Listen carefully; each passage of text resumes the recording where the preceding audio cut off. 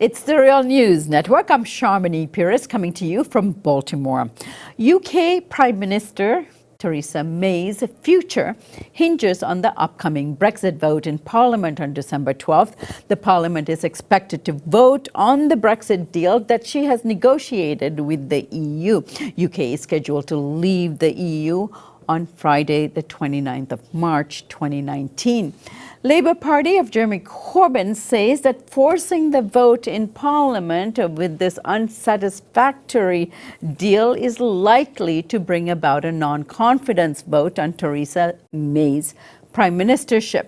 On to talk about all of this with me today is Leo Panitch. Leo is a senior scholar and professor emeritus of political science at York University. His most recent books include The Socialist Challenge Today, which he co-wrote with Sam Gindin, and he has also put out a new edition of The Socialist Register 2019 with Greg Albo, and that's titled A World Turned Upside Down. In this issue of The Socialist Register, Leo Panitch has co-authored an article with Sam Gindin titled Trumping the Empire. Leo, good to have you with us. Glad to be back, Sharmini. Now, Leo, you've just returned from the UK. You met with a number of leaders of the Labour Party. So what is the main contention that the Labour Party has with the current Brexit deal? Their basic position is that after 2.5 years, what May has come away with from the European Union is mainly a withdrawal agreement that kicks the can down the road and leaves everything significant still to be negotiated while bringing about Britain leaving at the end of March next year. Your own Paul Jay, a couple of decades ago, did a marvelous documentary called Never-Ending Referendum on the Quebec independence politics. And as I told the people I spoke to in the Labour Party, I think what they're facing is precisely that, is never-ending Brexit, because nothing has been negotiated at all in any firm or permanent way. What is left under this arrangement is a customs union that will last until 2020 and possibly until 2022 as a temporary arrangement.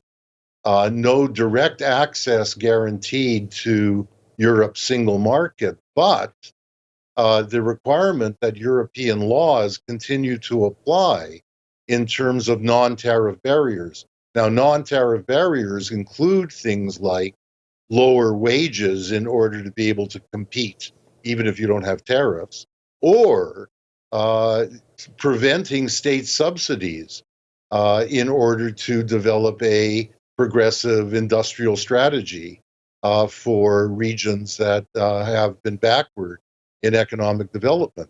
And that's Labour's main concern.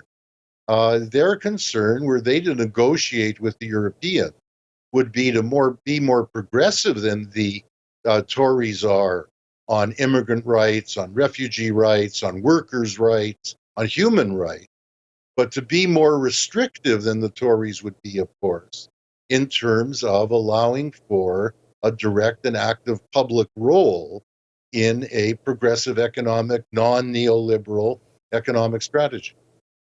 All right, Leo.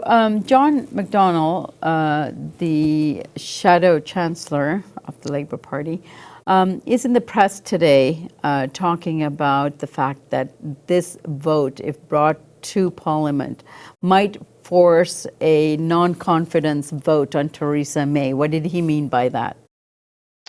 Well, in the parliamentary tradition, unlike where you have a separate president elected, as in the Republican tradition of the United States, if the prime minister and her government doesn't have the confidence of the House, as it's called, of the House of Commons, can't secure a majority behind her in the House of Commons in a confidence vote, she should constitutionally resign. That is somewhat qualified by the fact that a piece of legislation was passed recently in the last decade, which sets 5-year terms for Parliament. So if you're defeated on a particular vote, you can call another vote that says, does the House still have confidence in this government? Whereas previously, it could be interpreted if you were defeated on something as important as this Brexit vote, that was already a vote of confidence that you would have lost. So in this case, should she lose, it is possible that it would be determined that she can call a separate confidence vote, and the Tories who wouldn't support her in this vote, in addition to the Labour Party that won't support her, the Scottish MPs that won't support her, that she might survive such a confidence vote. It's hard to know. She might, of course, be undermined by her own Tory MPs, who are, of course, scheming to have her removed as leader, although they can't get the requisite number of people to sign letters saying they would do that. So the whole thing is in incredible disarray.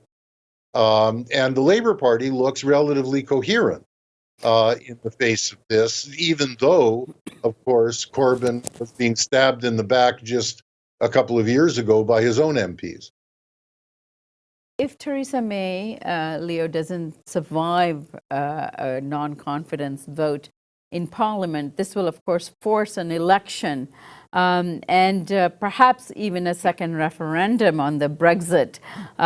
What prospects are there in terms of being able to just cancel out the Brexit previous referendum? It's more likely that failing a election, that what they'd be forced into would be calling a second referendum, for which there's a big campaign going on.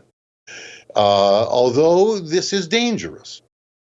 And people who watch the real news need to realize the very fraught political circumstances that will surround this. If there's a second referendum, this opens up the policy for the possibility for the xenophobic far-right forces that were based around UKIP, but also inside the Tory party itself, and now would be joined by even more frightening types, such as this Tommy Robinson figure, who would go into those areas that voted to leave because they felt that part of the reason they were suffering so grievously economically was due to a neoliberal EU, go into them and say, you've been betrayed by the political establishment. You've been betrayed by the financiers of the City of London.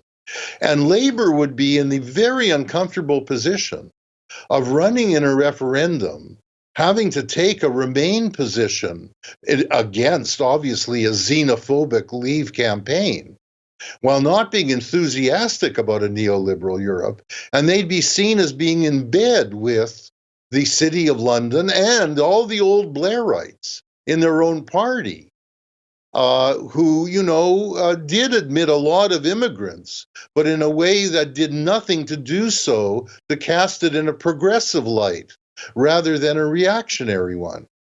So this is, not necessarily a kind of solution that we should be happy for. Labour would have to find a way to run in a referendum, as they would in an election campaign, where they would be leading the sensibility that we don't want the continuation of neoliberal global capitalism, which the EU represents.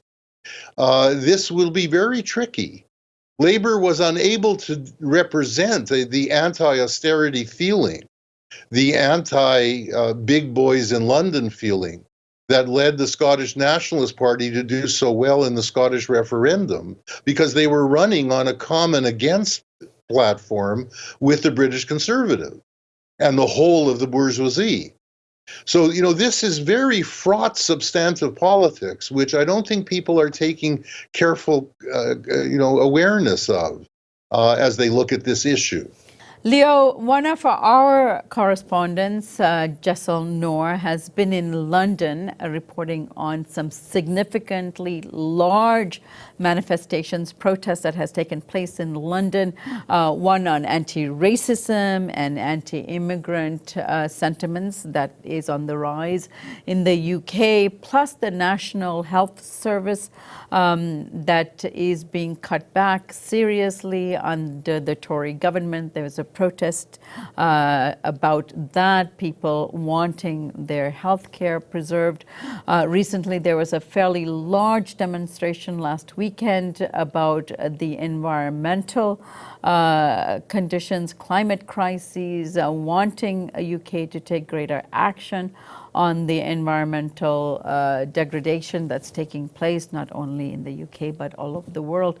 And I was wondering whether, Leo, you thought these manifestations are significant, and will it have an impact on the future of politics and the Labour Party in particular? You know, I think that reflects a significant shift in the balance of forces to the left in Britain. The massive campaign demonstration calling for a people's vote for a second referendum certainly could be interpreted as that, but one needs to be careful because a lot of the people who supported that, are supporting a unchanged European Union. If you asked all those young people who are both in Momentum and would have been on that demonstration, Momentum being the campaigning organization for Jeremy Corbyn, would they prefer to stay in a capitalist Europe, or would they prefer to be working for a socialist Britain? If those were the alternatives, they would say they prefer to be working for a socialist Britain. So one needs to be careful with this. Now, there's also going to take place 2 days before the parliamentary vote on December 9th. There's going to take place a very far-right demonstration in London, which is going to be precisely on terms of don't let the establishment betray this vote to get out of Britain. And this is a direct far-right appeal to those working class people who feel hard done by neoliberal globalization, although, of course, it's being done on xenophobic terms, something you know very well in the United States. All right, Leo, obviously an ongoing discussion to be had on this, and particularly what you are highlighting here in terms of the far-right demonstrations that are also mounting not only in the UK but across Europe. I thank you so much for joining us today, and we'll pick it up next week. That's so great, Sharmini. So long. And thank you for joining us here on the Real News Network.